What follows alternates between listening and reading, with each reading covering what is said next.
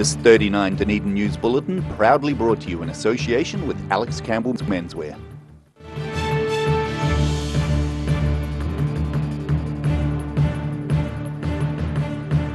Tonight on 39 Dunedin News, an information roadshow explains the details of TPPA despite opposition from critics. A former Dunedin soldier reaches 3 figures and has thrown a birthday party with the help of the RSA. And a Tills are Bringing as one of the biggest events on the city's calendar gets underway.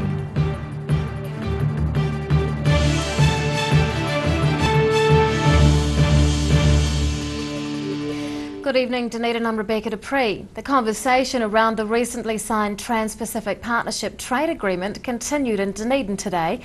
Around 40 people attended an information roadshow organised by the Ministry of Foreign Affairs and Trade, but the session wasn't without its critics. Breaking down a complex and controversial text, this information roadshow aims to shed some much requested light on the recently signed Trans-Pacific Partnership. The nationwide tour organised by the government seeks to publicly expose the agreement and what it's not. We're explaining the whole of the agreement, the important opportunities it will present for New Zealand businesses, for exporters of goods and services, for investors, but we're also explaining the outcomes where people had concerns. Around 40 people gathered for the day-long roadshow representing the public and business communities. For one Member of Parliament, it was a chance to represent her constituents and highlight ways the agreement could negatively affect them. In Dunedin, we lost Hillside to an overseas contract.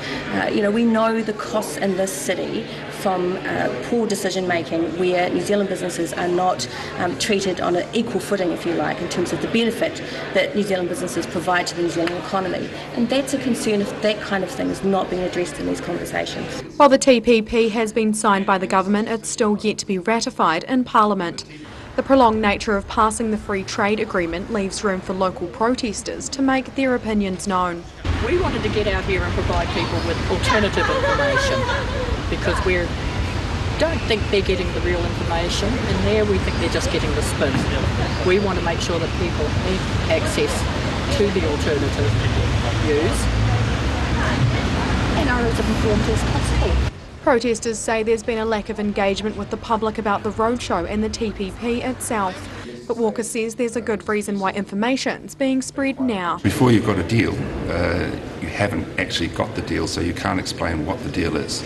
So now that the deal is there, we're taking this opportunity early in the piece because the parliamentary consideration is still underway, but to come out and explain so that people know about the agreement. He's confident the roadshow will also help businesses to prepare for the agreement coming into force. That's expected to happen in 2 years, allowing time for all 12 countries to examine and improve its contents. Ruby McAndrew, 39 Dunedin News. State Highway 88 between the city and Port Chalmers is being repaired by the New Zealand Transport Agency. Contractors are upgrading several sections of the coastal road throughout this week. They'll be working mostly at night to minimise disruption, but some chip sealing is being done during the day. Work is focused outside suburban areas of the route, but the NZTA says noise shouldn't be too much of an issue. Contractors are keeping the highway clear on Thursday when a cruise ship is due in port. They'll be using temporary traffic signals and manual stop-go operations. The Dunedin RSA has marked a rare milestone for one of its long-serving members. The association helped to throw a birthday party for 100-year-old former soldier Arthur Cook, and it gave his family a chance to learn more about his long life to date. Celebrating a century. Surrounded by his friends and family, local RSA member Arthur Cook turned 100 years old at the weekend. His son Russell Cook travelled from Australia to help mark the occasion and learn more about his father's long life. There are lots of stories about some of the chivalrous things that he did as a young fellow. He absolutely loved football. He used to play for the Maris brothers in Invercargill when he was a kid, and I remember him telling me frequently how because it was between the First and Second World War, they used to play footy with kerosene tins and bare feet, which was something that I couldn't comprehend. Cook Sr. was born in 1916 to a family of 7 girls.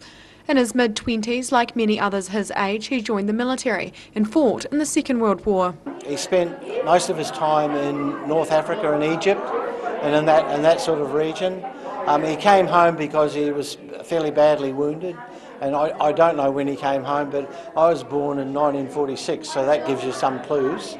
After the war, he moved to Dunedin, got married and has been a local ever since, working as a tinsmith at the Hillside Workshops until his retirement.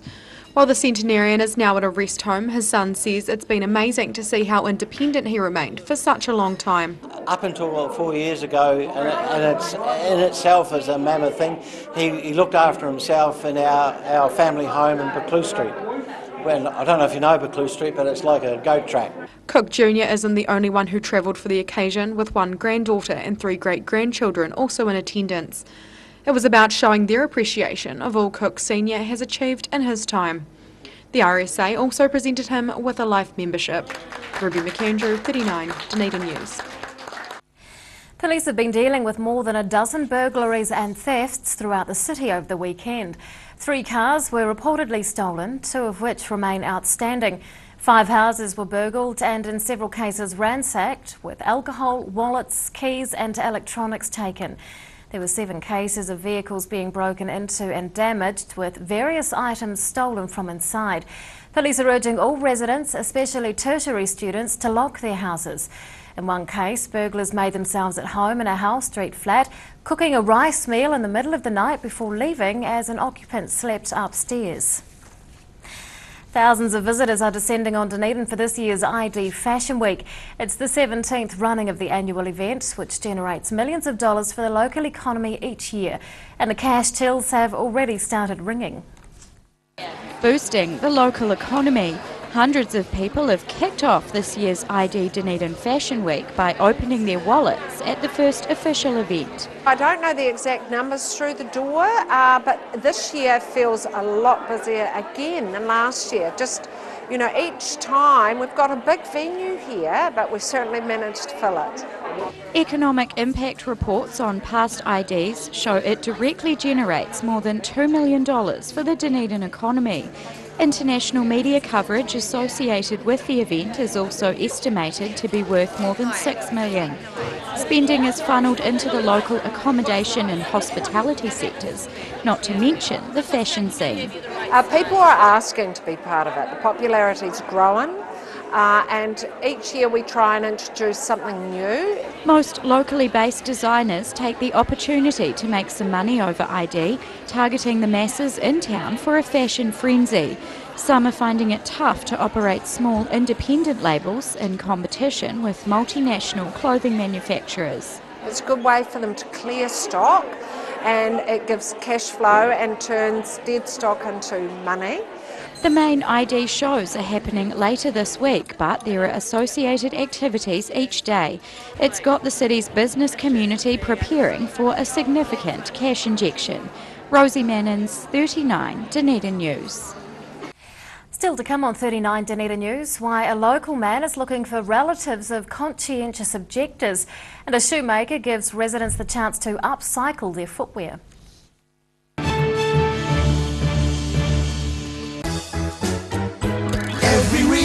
Every season, we're proud to dress the region. Alex Campbell menswear, it fits.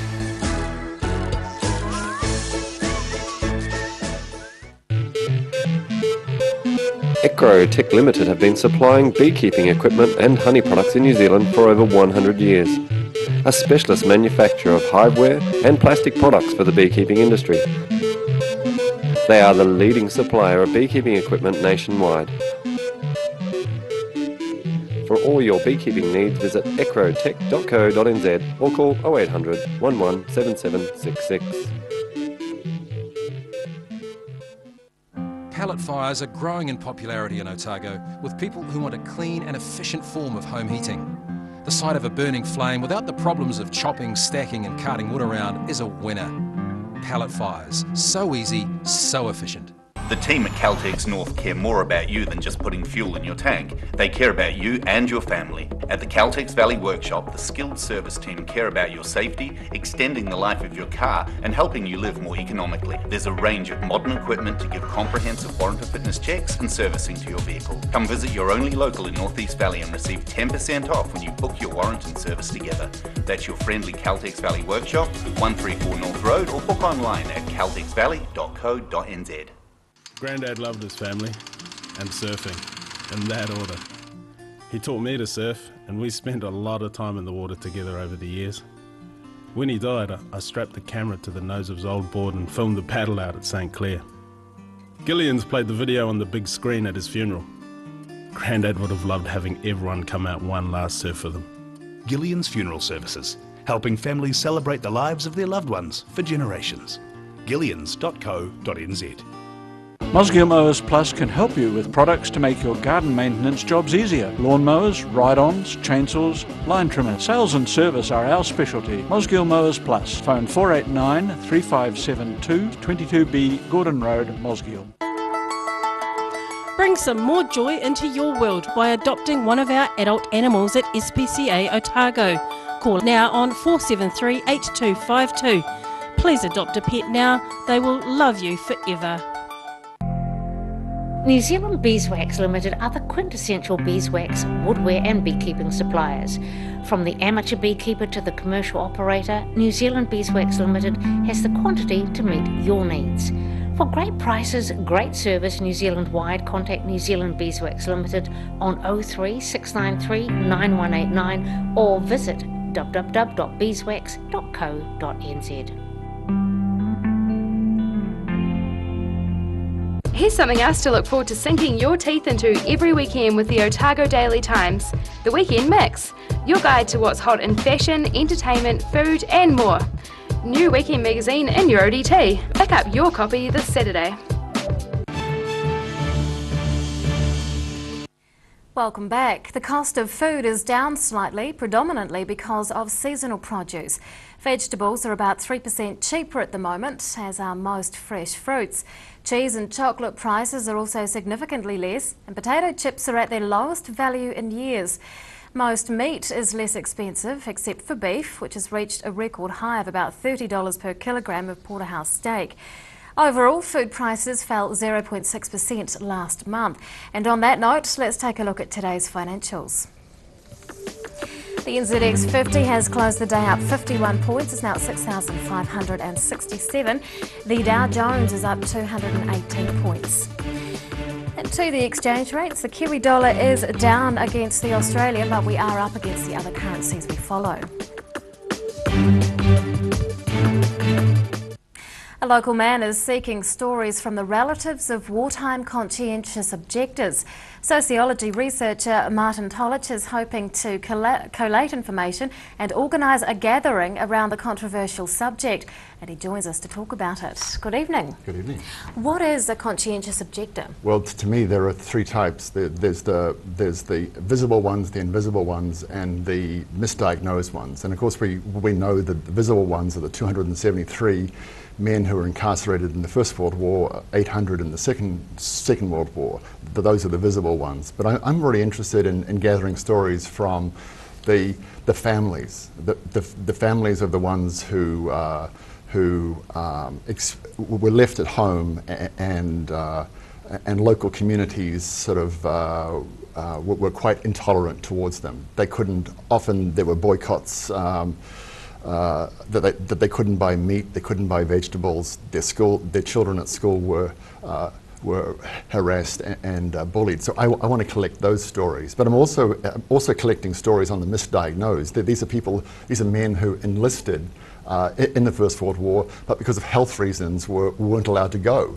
And there was one man I know who was assigned to the Wanganui hospital laundry, which was a healthy place for him to be during the war, but he was often given white feathers.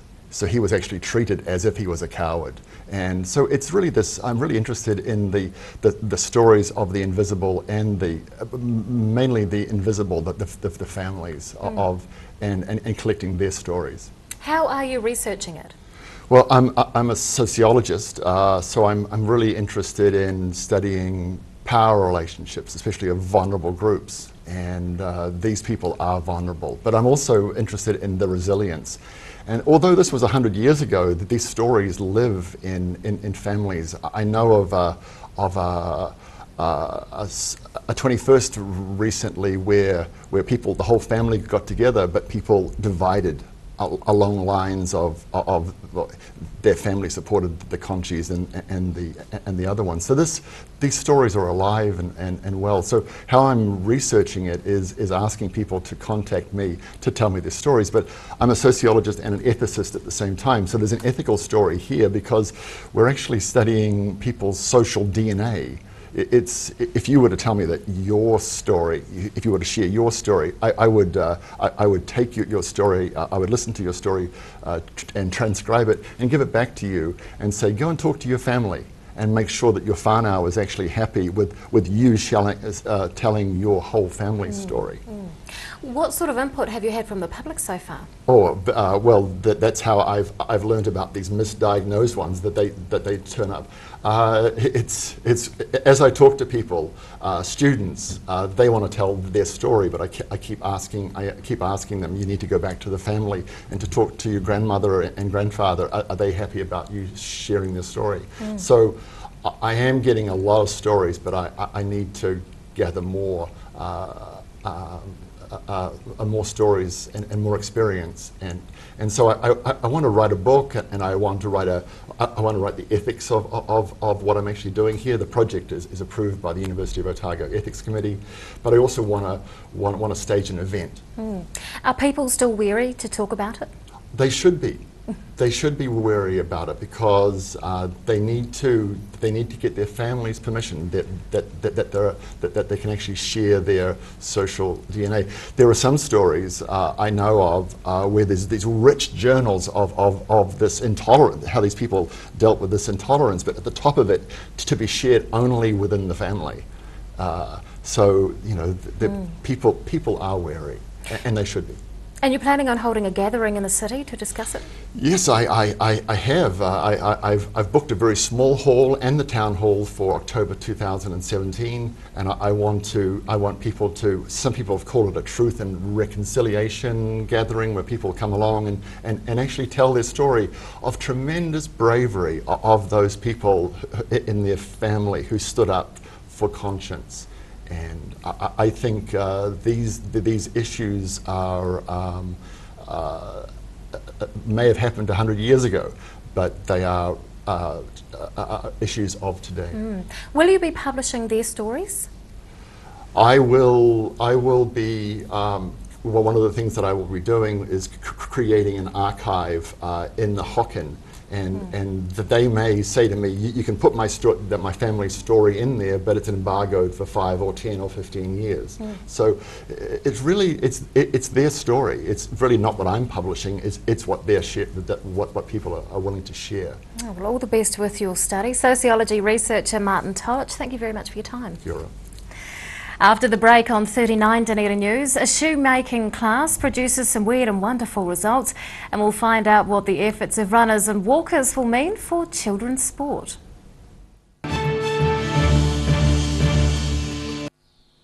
Sir Bob Charles, New Zealand's greatest golfer and still going strong. I'm sure that Sportsville was a contributing factor to my success, and I'll continue to use it. Sir Bob Charles Sportsville, a product so good he puts his name to it. Well, I believe Sportsville helps maintain your quality of life. Now being used by active men and women globally to support strength and mobility. It works for me. Sir Bob Charles Sportsville in the new all-black pack. Call now for the Sportsville special. 0800 502 402.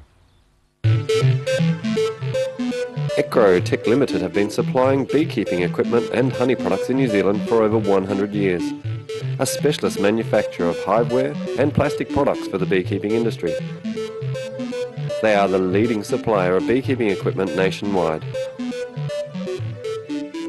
For all your beekeeping needs, visit ecrotech.co.nz or call 0800 11 7766.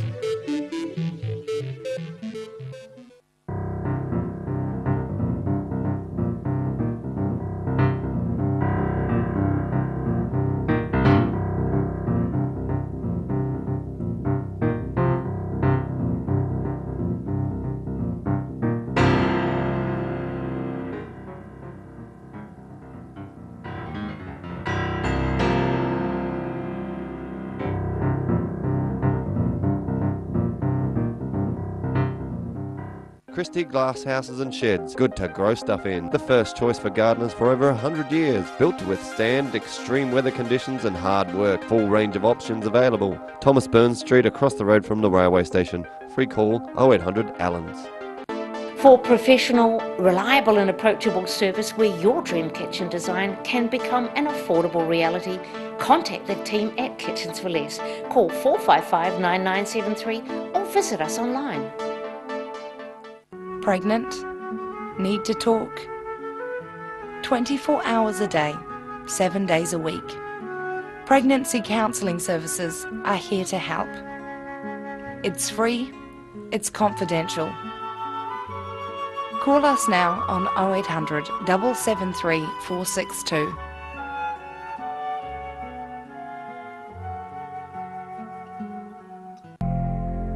New Zealand Beeswax Limited are the quintessential beeswax, woodware and beekeeping suppliers.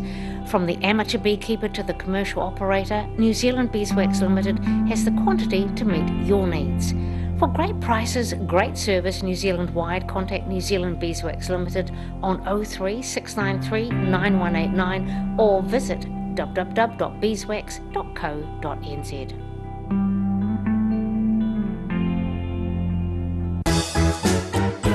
Every reason, every season, we're proud to dress the region. Alex Campbell Menswear, it fits.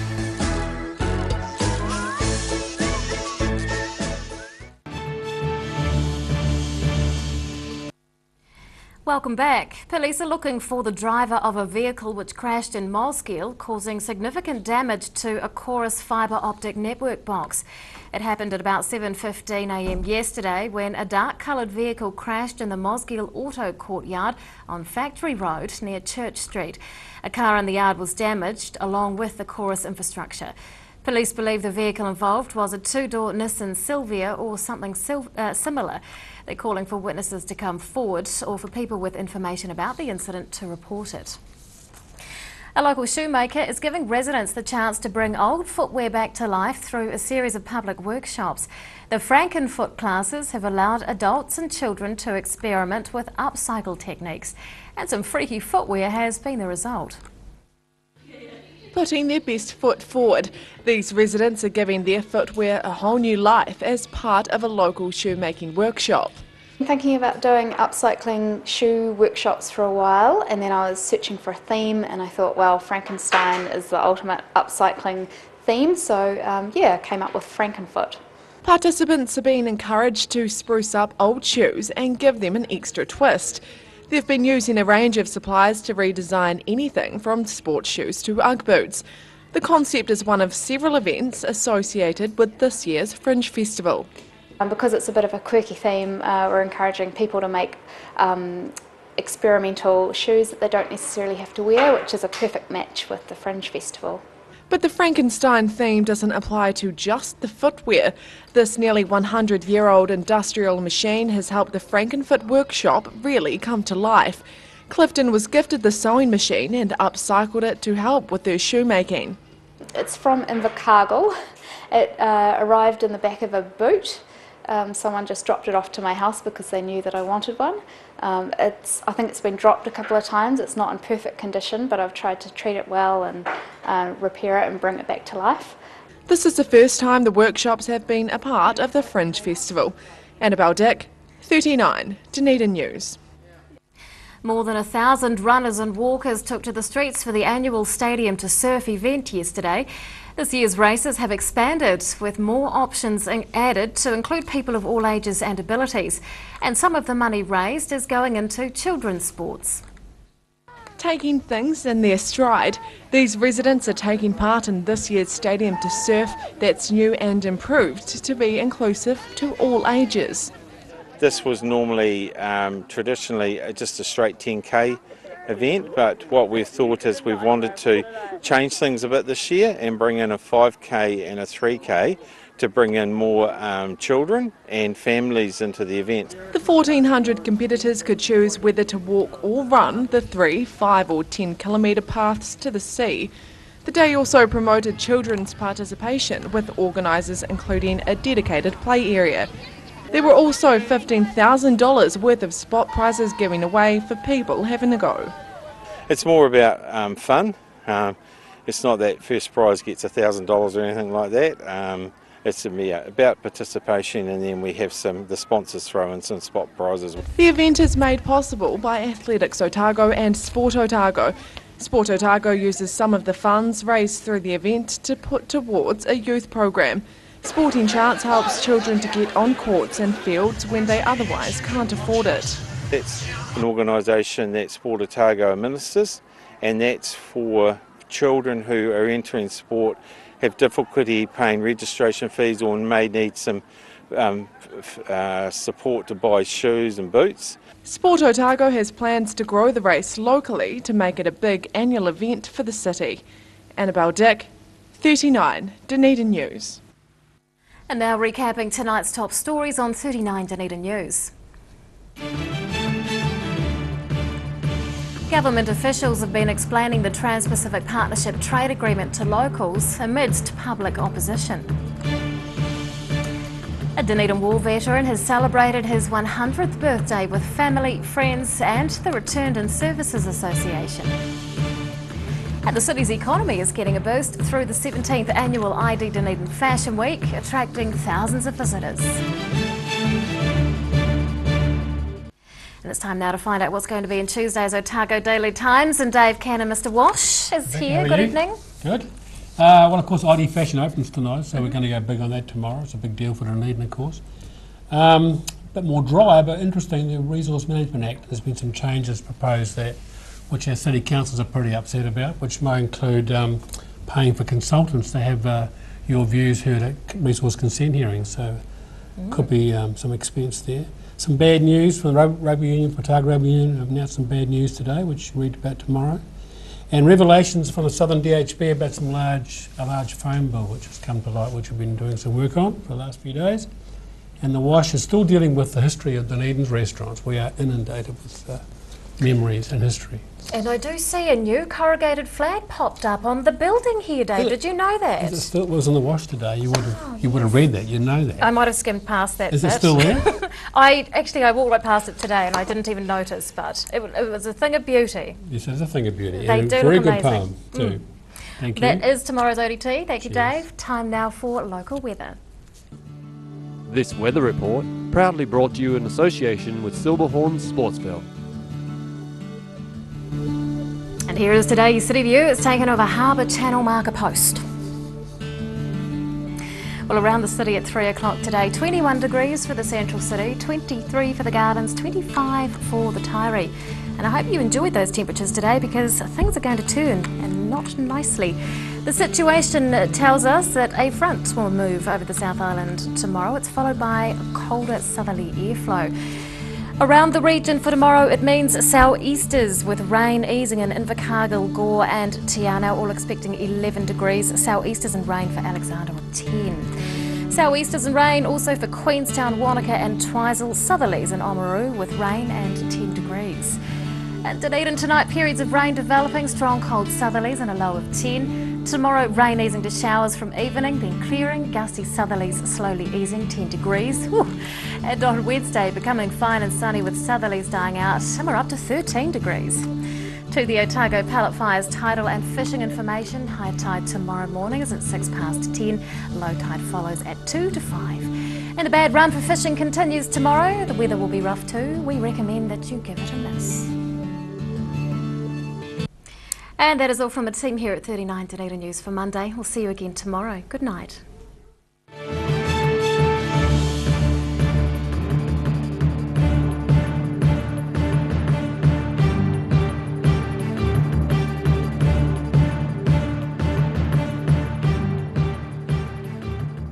This 39 Dunedin News Bulletin proudly brought to you in association with Alex Campbell's Menswear. Supporting local content so you can see more of New Zealand on air.